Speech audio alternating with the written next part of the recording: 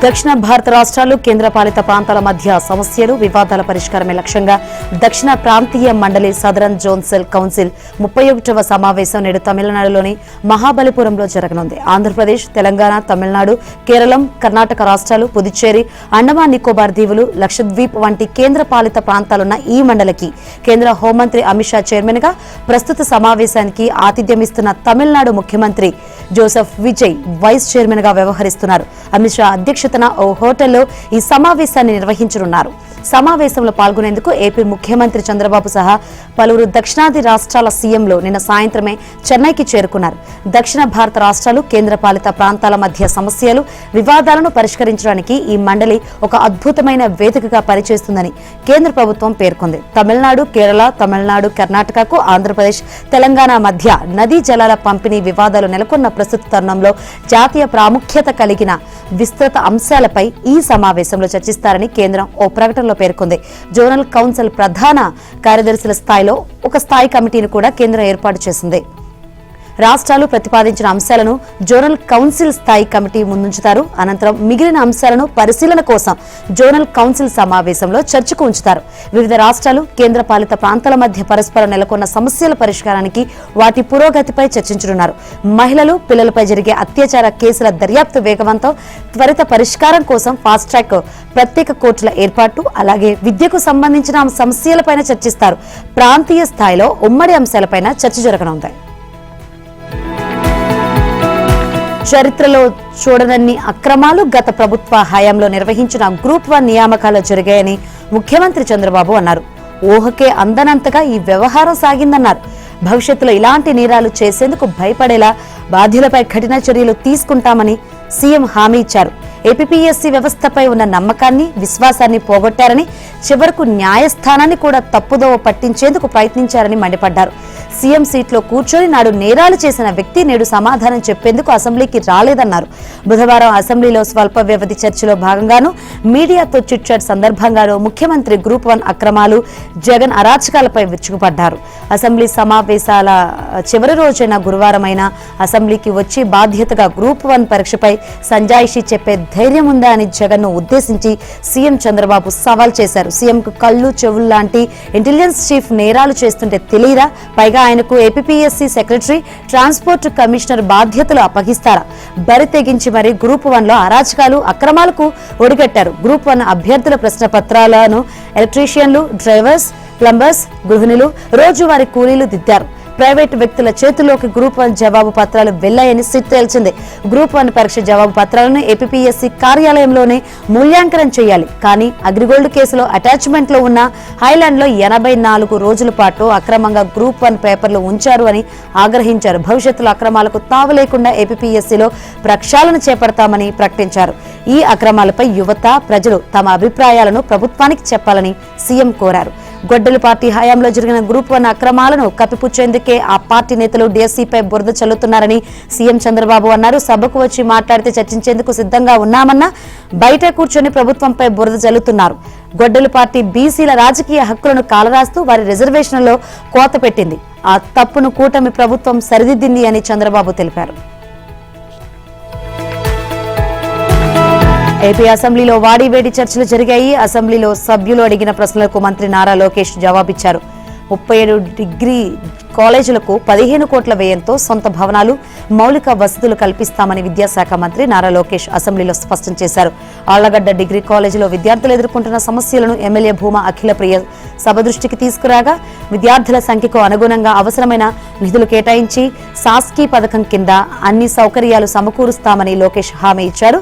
కడపలో శిథిలావస్థకు చేరుకున్న గ్రంథాలయ భవన స్థానంలో అన్ని వసతులతో నూతన లైబ్రరీ నిర్మించేందుకు నిధులు విడుదల చేయాలని కడప ఎమ్మెల్యే రెడ్డప్ప గారి మాధవిరెడ్డి కోరారు. 9 నెలల్లో కడప గ్రంథాలయాన్ని పూర్తి చేసే బాధ్యత తాను తీసుకుంటానని మంత్రి లోకేష్ హామీ ఇచ్చారు. విశాఖలో ఏర్పాటు చేయబోయే డేటా సెంటర్ల కోసం కేవలం 3 టీఎంసీల నీరు మాత్రమే అవసరమవుతుందని, దీనివల్ల తాగునీటిపై ఎలాంటి ప్రభావం ఉండదని లోకేష్ స్పష్టం చేశారు. గూగుల్ రాకతో విశాఖ ఏఐ పట్టణంగా మారబోతుందన్నారు. మరోవైపు అసెంబ్లీలో పురపాలక శాసనముల 4వ సవరణ బిల్లును మున్సిపల్ పురపాలక శాఖ మంత్రి నారాయణ ప్రవేశపెట్టారు. దీనికి సంబంధించిన చట్ట సవరణ చేస్తూ ప్రవేశపెట్టిన బిల్లుకు అసెంబ్లీ ఆమోదం తెలిపింది. ఈ విధానంతో పట్టణ అభివృద్ధి వేగవంతం కావడంతో పాటు నాయకులపై రాజకీయ ప్రభావం తగ్గుతుందని మంత్రి నారాయణ వివరించారు. ఇక స్థానిక సంస్థల ఎన్నికల నిర్వహణపై ఏపీ ఎన్నికల కమిషనర్ అనిల్ చంద్ర పునేఠా ఆధ్వర్యంలో కలెక్టర్లతో కీలక సమీక్ష జరిగింది. పంచాయతీల ఎలక్ట్రోల్ రోల్స్ అన్ని ఇప్పటికే సిద్ధమయ్యాయని, స్కెడ్యూల్కు అనుగుణంగా అన్ని ఏర్పాట్లు పూర్తి చేస్తామని ఎస్ఈసీ స్పష్టం చేసింది. డీఎస్పీపై ప్రతిపక్ష సభ్యుల నిరసనలు, సభా నియమావళిపై మంత్రి మనోహర్, చైర్మన్ మోషన్ రాజు మధ్య సంవాదం, డిప్యూటీ చైర్మన్ గా ఎన్నికైన తూమాటి మాధవరావు బాధ్యతల స్వీకరణ, ఎమ్మెల్సీగా వర్ల రామయ్య ప్రమాణ స్వీకారం వంటి అంశాలు బుధవారం శాసన మండలిలో చోటు చేసుకున్నాయి. మండలి డిప్యూటీ చైర్మన్ గా మాధవరావును సీట్లో కూర్చోబెట్టే సమయంలో మంత్రులతో సహా అధికార పక్ష సభ్యులు సభ నుంచి బయటకు వెళ్లిపోవడంతో విపక్ష వైసీపీ సభ్యులు నిరసన వ్యక్తం చేశారు. సభ ప్రారంభంలో మెగా డీఎస్సీపై చర్చకు వైసీపీ సభ్యులు ఇచ్చిన వాయిదా తీర్మానాన్ని చైర్మన్ మోషన్ రాజు తిరస్కరించి ప్రశ్నోత్తరాలు చేపట్టారు. పేదలకు గృహాల మంజూరుపై టీడీపీ సభ్యులు అడిగిన ప్రశ్నకు మంత్రి పార్థసారథి సమాధానమిస్తుండగా నల్ల కండువాలతో వచ్చిన వైసీపీ సభ్యులు చైర్మన్ పోడియంలోకి వచ్చి ప్లకార్డులు ప్రదర్శిస్తూ డీఎస్సీపై చర్చ చేపట్టాలని డిమాండ్ చేశారు. తిరస్కరించిన అంశాన్ని అనుమతించడం కుదరదని, ప్రొసీజర్ ఫాలో అవ్వాలని చైర్మన్ చెప్పారు. మంత్రి పార్థసారథి మాట్లాడుతూ 3 రోజులుగా ఒకే అంశంపై గొడవ చేస్తున్న ప్రతిపక్ష సభ్యుల్ని సస్పెండ్ చేసి బయటకు పంపాలని కోరారు. దీంతో వైసీపీ సభ్యులు పోడియంపైకి ఎక్కి నినాదాలు చేశారు. వాయిదా తీర్మానాన్ని తిరస్కరించాక సభ మర్యాద పాటించి సభ్యులు తమ స్థానాలు కూర్చోవాలని చైర్మన్ సూచించారు. అయినా డీఎస్సీపై చర్చించాలని, విద్యాశాఖ మంత్రి రాజీనామా చేయాలని వైసీపీ సభ్యులు నినాదాలు చేశారు. ఈ నేపథ్యంలో మంత్రి నాదెండ్ల మనోహర్ జోక్యం చేసుకుని వాయిదా తీర్మానాన్ని తిరస్కరించాక కూడా ప్రతిపక్ష సభ్యులు పోడియంపైకి వచ్చి చైర్మన్ అడ్డుకుంటూ సభ మర్యాదకు భంగం కలిగిస్తున్నందున సభ మర్యాదను కాపాడే విధంగా నిర్ణయం తీసుకోవాలని చైర్మన్ కోరారు. దీనిపై మోషన్ రాజు స్పందిస్తూ సభ్యులు కిందకు వెళ్లి తమ స్థానాలు కూర్చోవాలని స్పష్టంగా చెప్పానన్నారు. విపక్ష నేత బొత్స సత్యనారాయణ మాట్లాడుతూ డీఎస్సీపై చర్చ కోరుతుంటే ప్రభుత్వం అనుమతించకపోగా చైర్మన్ కు పాఠాలు చెప్పడం ఏమిటి అని అన్నారు. ఇక కూటమి ప్రభుత్వం డీఎస్సీ ఉద్యోగాలను అంగట్లో పెట్టి అమ్మేస్తోందని శాసన మండలిలో వైసీపీ పక్ష నేత బొత్స సత్యనారాయణ ఆరోపించారు. బుధవారం అసెంబ్లీ గేటు బయట ఆయన మీడియాతో మాట్లాడారు. మండలిలో దీనిపై చర్చకు అధికార పక్షం రావడం లేదు. డీఎస్సీ అవకతవకలు, పేపర్ లీకేజీపై సీబీఐతో విచారణ జరిపించాలి. మంత్రి లోకేష్ రాజీనామా చేయాలని అన్నారు. వెలుగొండ ప్రాజెక్టు మొదటి దశ ప్రారంభోత్సవానికి గడువు దగ్గర పడుతున్న వేళ నిర్వాసిత గ్రామాల ప్రజలకు పరిహారం అందిస్తూ ప్రభుత్వం భరోసా కల్పిస్తుంది. ఈ ఏడాది జూన్ 27న 318 కోట్ల పరిహారం అందించిన ప్రభుత్వం బుధవారం మరో 200 కోట్ల పరిహారాన్ని అందించింది. అసెంబ్లీ ప్రాంగణంలో సీఎం చంద్రబాబు నిర్వాసిత కుటుంబాలకు ఆ చెక్కును అందజేశారు. దీంతో ఇప్పటి వరకు వెలుగొండ నిర్వాసితులకు ప్రభుత్వం 518 కోట్ల పరిహారంగా అందించింది. ప్రాజెక్టుల నిర్మాణం కోసం రైతులు, నిర్వాసితులు చేసిన త్యాగాలను ప్రభుత్వం గుర్తిస్తోందని, వారికి అండగా నిలుస్తుందని సీఎం చంద్రబాబు చెప్పారు. మిగతా పరిహారం సొమ్మును త్వరలోనే విడుదల చేస్తామన్నారు. వెలుగొండ నిర్వాసితులను ఆదుకున్నది తమ ప్రభుత్వమేనని స్పష్టం చేశారు. ఈ కార్యక్రమంలో నిర్వాసితులతో పాటు మంత్రులు డోలా బాలవీరాంజనేయ స్వామి, నిమ్మల రామానాయుడు, మార్కాపురం ఎమ్మెల్యే కందుల నారాయణరెడ్డి, ప్రకాశం జిల్లా ప్రజాప్రతినిధులు పాల్గొన్నారు. ఈ సందర్భంగా నిర్వాసితులు భావోద్వేగానికి లోనయ్యారు. ఉమ్మడి ప్రకాశం జిల్లా వాసుల 30 ఏళ్ల కలను సీఎం చంద్రబాబు నెరవేరుస్తున్నారని సంతోషం వ్యక్తం చేశారు. తమకు అన్ని సౌకర్యాలు కల్పించి తమకు త్యాగానికి గుర్తింపు ఇచ్చారని, కూటమి ప్రభుత్వం చేసిన మేలును ఎన్నటికీ మర్చిపోలేమని అన్నారు. ఏపీలోని మున్సిపల్ కార్పొరేషన్లు, మున్సిపాలిటీలు, నగర పంచాయతీలకు జరగనున్న సాధారణ ఎన్నికల ప్రక్రియకు ప్రభుత్వం పచ్చజెండా ఊపింది.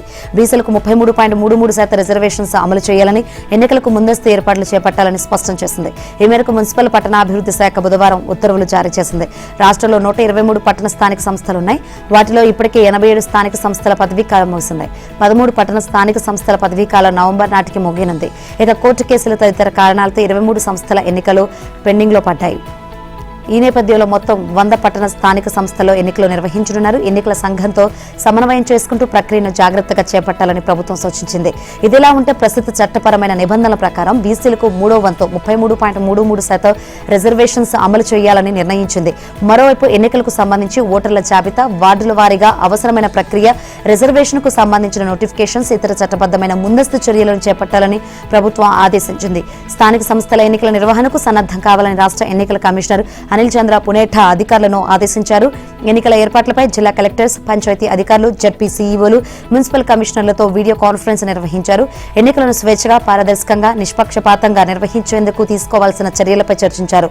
అవసరమైన ప్రాథమిక సమాచారాన్ని సిద్ధంగా ఉంచుకోవాలని ఆదేశించారు. ఆంధ్రప్రదేశ్లో మరో కొత్త రాజకీయ పార్టీ ఏర్పాటు కాబోతోంది. జనం పక్షాన నిలబడేందుకు పార్టీని స్థాపిస్తున్నట్లు మాజీ ఎంపీ విజయసాయిరెడ్డి ప్రకటించారు. గతంలో వైసీపీ కీలక నేతగా రాజ్యసభ సభ్యుడిగా పనిచేసిన విజయసాయి 2024 ఎన్నికల్లో నెల్లూరు లోక్సభ స్థానం నుంచి పోటీ చేసి ఓడిపోయారు. అనంతరం వైసీపీపై విమర్శలు చేసి ఆ పార్టీని వీడారు. అప్పటి నుంచి రాజకీయాలకు దూరంగా ఉన్న ఆయన ఇప్పుడు తిరుమల శ్రీవారిని దర్శించుకున్న తర్వాత రాజకీయ పార్టీ పెట్టబోతున్నానని, దానికి సంబంధించిన పూర్తి విధి విధానాల గురించి ఈ నెలలోనే విజయవాడలో ప్రెస్ మీట్ లో వివరిస్తానన్నారు. ఏపీలో సరికొత్త రాజకీయాలకు శ్రీకారం చుడతానని, కొత్త రాజకీయ పార్టీని స్థాపిస్తానని విజయసాయిరెడ్డి అన్నారు. ప్రజలకు సేవ చేయాలనే మంచి ఆలోచనతోనే తిరుమల శ్రీవారిని దర్శించుకుని ఆశీస్సులు తీసుకున్నట్లు తెలిపారు. ప్రజల తరపున, ప్రజల కోసం, ప్రజాపక్షంగా నిలబడేందుకే ఈ పార్టీ ఏర్పాటు చేయబోతున్నట్లు చెప్పుకొచ్చారు. విజయసాయిరెడ్డి కొత్త పార్టీ ప్రకటనపై జయాంధ్ర ఉద్యమ నాయకుడు తురగా శ్రీరామ్ విమర్శలు కురిపించారు. విజయసాయి స్థాపించబోయేది జగన్ బినామీ పార్టీ అని, ఇదంతా ఆర్థిక నేరగాళ్లు ఆడుతున్న నాటకమని మండిపడ్డారు. ప్రజావాణిని అటు అసెంబ్లీకి, ఇటు పార్లమెంటుకు బలంగా వినిపించడమే తన ప్రధాన లక్ష్యమని విజయసాయి అన్నారు. ప్రజల తరపున ఒక లాయర్గా, బాధ్యతాయుతమైన ప్రతినిధిగా పనిచేస్తానని చెప్పారు. తెలంగాణ కాంగ్రెస్ లో ఇటీవల పలువురు నేతలు పార్టీ లైన్ తప్పి మాట్లాడుతుండడాన్ని నాయకత్వం సీరియస్ గా తీసుకుంది. మునుగోడు ఎమ్మెల్యే కోమటిరెడ్డి రాజగోపాల్ రెడ్డి, రాష్ట్ర ప్రణాళిక సంఘం ఉపాధ్యక్షుడు చిన్నారెడ్డి వంటి వారు వ్యాఖ్యలపై ఇప్పటికే పరిశీలన జరుపుతున్న టీపీసీసీ క్రమశిక్షణ చర్యల కమిటీ తాజాగా మంత్రి కొండా సురేఖ కూతురు సుష్మిత ఆ వ్యాఖ్యలపై అప్రమత్తమైంది. క్రమశిక్షణ తప్పి పార్టీకి నష్టం చేస్తున్న వారిపై ఎట్టి పరిస్థితుల్లోనూ కనికరం చూపకూడదనే నిర్ణయానికి వచ్చింది. సీఎం రేవంత్ రెడ్డిపై, పరకాల ఎమ్మెల్యే రేవూరు ప్రకాష్ రెడ్డిపై కొండా సుష్మిత చేసిన అనుచిత వ్యాఖ్యలపై 3 రోజుల్లోగా వివరణ ఇవ్వాలంటూ ఆమె తల్లి మంత్రి కొండా సురేఖకు టీపీసీసీ క్రమశిక్షణ చర్యల కమిటీ చైర్మన్ మల్లు రవి బుధవారం నోటీసులు జారీ చేశారు. 22A నిషేధిత భూముల అంశంపై తెలంగాణ ప్రభుత్వం ఫాస్ట్ ట్రాక్ విధానంలో చర్యలు చేపట్టింది. 22A జాబితాలో భూమి ఉందన్న ఒక్క కారణంతో రిజిస్ట్రేషన్ దరఖాస్తులను తిరస్కరించవద్దని రెవెన్యూ మంత్రి పొంగులేటి శ్రీనివాసరెడ్డి అధికారులను ఆదేశించారు. ప్రతి కేసును సమగ్రంగా పరిశీలించి అర్హులైన వారికి ఎలాంటి జాప్యం లేకుండా రిజిస్ట్రేషన్స్ చేయాలని స్పష్టం చేశారు. దీంతో పలుచోట్ల 22A నిషేధాలు తొలగి రిజిస్ట్రేషన్స్ ప్రారంభమయ్యాయి. 22A సమస్యపై ప్రజల్లో ఉన్న గందరగోళానికి తెరదించేలా ప్రభుత్వం ఫాస్ట్ ట్రాక్ చర్యలు చేపట్టింది. భూమి 22Aలోకి ఎందుకు వచ్చింది? సంబంధిత రికార్డులు ఏం చెబుతున్నాయి? భూమిపై హక్కుదారుల వద్ద ఉన్న పత్రాలు ఏంటి? గతంలో జరిగిన రిజిస్ట్రేషన్స్ ఎలా ఉన్నాయి? ప్రభుత్వ రికార్డులో ఉన్న వివరాలేంటి? అన్ని అంశాలను పరిశీలించిన తర్వాతే తుది నిర్ణయం తీసుకోవాలని మంత్రి స్పష్టం చేశారు. ఆంధ్రప్రదేశ్, తమిళనాడు రాష్ట్రాల మధ్య రైల్వే లైన్ల విస్తరణ ప్రాజెక్టులకు కేంద్రం మంత్రివర్గం ఆమోదం తెలిపింది. ఆంధ్రప్రదేశ్లోని గూడూరు, తమిళనాడులోని గుమ్మడిపుండి మధ్య రైల్వే కనెక్టివిటీని మరింత బలోపేతం చేయడంలో భాగంగా మరో 2 రైల్వే లైన్ల నిర్మాణానికి గ్రీన్ సిగ్నల్ ఇచ్చింది. వైజాగ్ చెన్నై ఇండస్ట్రియల్ కారిడార్ వీసీఐసీ పరిధిలో, అలాగే ఈస్ట్ కోస్ట్ ఎకనామిక్ కారిడార్ కీలక భాగమైన గూడూరు గుమ్మిడిపుండి సెక్షన్ మధ్య 2229 కోట్ల వ్యయంతో కొత్త రైల్వే లైన్లను కేంద్రం నిర్మించనుంది. నిన్న ప్రధాని నరేంద్ర మోదీ అధ్యక్షతన సమావేశమైన కేంద్ర మంత్రివర్గం ఈ మేరకు నిర్ణయం తీసుకుంది. ఆంధ్రప్రదేశ్, తమిళనాడు, పశ్చిమ బెంగాల్, ఒడిశాలో మొత్తం 9450 కోట్ల అంచనా వ్యయంతో 4 రైల్వే మల్టీ ట్రాకింగ్ ప్రాజెక్టుతో పాటు బీహార్లో NH-22లోని ముజఫర్పూర్, సీతామర్హి, సోన్ బర్సా విభాగాన్ని హైబ్రిడ్ యూనిటీ మోడ్ కింద 4 లేన్ల రహదారిని 3591 కోట్లతో ఆధునీకరించడానికి ఆమోదం తెలిపింది. కేంద్ర మంత్రివర్గ సమావేశ నిర్ణయాలను కేంద్ర మంత్రి అశ్విని వైష్ణవ్ మీడియాకు వివరించారు. విదేశాల్లో MBBS పూర్తి చేసిన విద్యార్థులకు సంబంధించి ఏడాది ఇంటర్న్షిప్ ను పరిగణలోకి తీసుకున్నామని ఏపీ మెడికల్ కౌన్సిల్ సుప్రీంకోర్టుకు నివేదించింది. ఆంధ్రప్రదేశ్ హైకోర్టు డివిజన్ బెంచ్ ఆదేశాలను పాటిస్తున్నామని తెలిపింది. కరోనా మహమ్మారి కారణంగా 2020-21 సమయంలో విదేశాల్లో MBBS చదువుతున్న భారతీయ విద్యార్థులు స్వదేశానికి తిరిగి వచ్చారు. ఆ సమయంలో అక్కడి యూనివర్సిటీలు వీరికి ఆన్లైన్ ద్వారా తరగతులు నిర్వహించాయి. వైద్య విద్య అనేది ప్రాక్టికల్స్తో కూడుకున్నది కావడంతో ఆన్లైన్ చదువుపై నేషనల్ మెడికల్ కమిషన్ అభ్యంతరాలు వ్యక్తం చేసింది. సైబరాబాద్ పోలీసులు ఒక భారీ సైబర్ నేరానికి సంబంధించిన కేసును అత్యంత వేగంగా ఛేదించారు. కేవలం 10 రోజుల్లోనే నిందితుడిని అదుపులోకి తీసుకున్న పోలీసులు బాధితులు కోల్పోయిన ₹1 కోటి పూర్తి మొత్తాన్ని రికవరీ చేసి అతనికి అందజేశారు. ఒక ప్రముఖ చీరల దుకాణ యజమాని పేరు, వాట్సాప్ ప్రొఫైల్ పిక్చర్ ను వినియోగించి సైబర్ నేరగాళ్లు సదరు దుకాణంలో పనిచేసే అకౌంటెంట్ కు నకిలీ సందేశం పంపారు. నిజంగా యజమాని డబ్బు అడుగుతున్నాడని భావించిన అకౌంటెంట్ నేరగాళ్లు సూచించిన ఖాతాలకు ఏకంగా ₹1 కోటి బదిలీ చేశాడు. తాను మోసపోయానని గ్రహించిన బాధితుడు వెంటనే పోలీసులకు ఫిర్యాదు చేయడంతో వారు రంగంలోకి దిగారు. ఈ కేసులో ప్రధాన నిందితుడైన ఉత్తరప్రదేశ్లోని లక్నోకు చెందిన దీపక్ కుమార్ ను పోలీసులు అరెస్ట్ చేశారు. న్యాయస్థానం నుంచి త్వరితగతిన ఉత్తర్వులు పొంది కేవలం 10 రోజుల్లోనే బాధితులకు పూర్తి సొమ్ము వాపసు వచ్చేలా చర్యలు తీసుకున్నారు. కేవలం వాట్సాప్ డీపీలు, పేర్లను చూసి ఎవరికి పెద్ద మొత్తంలో నగదు పంపవద్దని పోలీసులు హెచ్చరించారు. ఎవరైనా డబ్బు అడిగితే వారికి నేరుగా ఫోన్ చేసి వివరాలను నిర్ధారించుకోవాలని సూచించారు. మోసానికి గురైతే వెంటనే టోల్ ఫ్రీ నెంబర్ 1930కి కాల్ చేయాలని లేదా జాతీయ సైబర్ క్రైమ్ రిపోర్టింగ్ పోర్టల్లో ఫిర్యాదు చేయాలని స్పష్టం చేశారు. బెట్టింగ్ యాప్స్ ప్రమోషన్స్ కేసులో ఈడీ దూకుడు పెంచింది. ఇప్పటికే పలువురు సెలబ్రిటీస్, సోషల్ మీడియా ఇన్ఫ్లుయెన్సర్స్ ప్రశ్నించిన ఈడీ తాజాగా నటి నిధి అగర్వాల్ ను విచారించింది. దాదాపు 2 గంటల పాటు నిధి అగర్వాల్ ను ప్రశ్నించిన అధికారులు బెట్టింగ్ యాప్స్ ప్రమోషన్స్, వాటి ద్వారా జరిగిన ఆర్థిక లావాదేవీలపై ఆరా తీశారు. ఈడీ విచారణలో నిధి అగర్వాల్ ప్రమోట్ చేసిన బెట్టింగ్, గేమింగ్ యాప్స్ వివరాలను అధికారులు సేకరించారు. ముఖ్యంగా ఆమె ప్రమోట్ చేసిన జీత్ విన్ బెట్టింగ్ యాప్ తో పాటు ఇతర betting apps, gaming apps promotions పై ప్రశ్నలు సంధించినట్లు సమాచారం. అసలు ఆయా యాప్స్ తో నిధి అగర్వాల్ కు ఎలాంటి ప్రమోషనల్ కాంట్రాక్ట్లు ఉన్నాయి, ఒక్కో ప్రమోషన్ కు ఎంత రెమ్యూనరేషన్ తీసుకున్నారు, యాప్ నిర్వాహకుల నుంచి నిధి అగర్వాల్ బ్యాంక్ అకౌంట్స్ లోకి ఎంత మొత్తం జమ అయింది, ఆ డబ్బు ఏ ఖాతాల నుంచి వచ్చింది అనే కోణంలో ఈడీ అధికారులు ఆరా తీసినట్లు సముద్రంలో గల్లంతైన 7 మత్స్యకారుల కోసం గాలింపు చర్యలు ముమ్మరంగా కొనసాగుతున్నాయి. పారాదీప్కు సుమారు 15 నాటికల్ మైళ్ల దూరంలో ముత్యాలమ్మ పేరు ఉన్న పసుపు రంగు బోటును అధికారులు గుర్తించారు. ఈ బోటు గల్లంతైన మత్స్యకారులు వెళ్లిన బోటేనా అనే విషయాన్ని ప్రత్యేక బృందాలు పరిశీలిస్తున్నాయి. ఆగస్టు 3న కోనసీమ జిల్లా ఓడలరేవు ఫిషింగ్ ల్యాండింగ్ సెంటర్ నుంచి ముత్యాలమ్మ బోటులో 7 మత్స్యకారులు సముద్రంలోకి వెళ్లారు. అనంతరం వారు గల్లంతయ్యారు. అప్పటి నుంచి వారి ఆచూకీ కోసం అధికారులు విస్తృతంగా గాలింపు చర్యలు చేపట్టారు. సుమారు 300 నాటికల్ మైళ్ల పరిధిలో గాలింపు కొనసాగుతుంది. కోస్ట్ గార్డుకు చెందిన 5 నౌకలు, నేవీకి చెందిన 2 నౌకలు గాలింపు చర్యలో పాల్గొంటున్నాయి. అలాగే నేవీకి చెందిన 2 అత్యాధునిక విమానాలతో సముద్రంలో గాలిస్తున్నారు.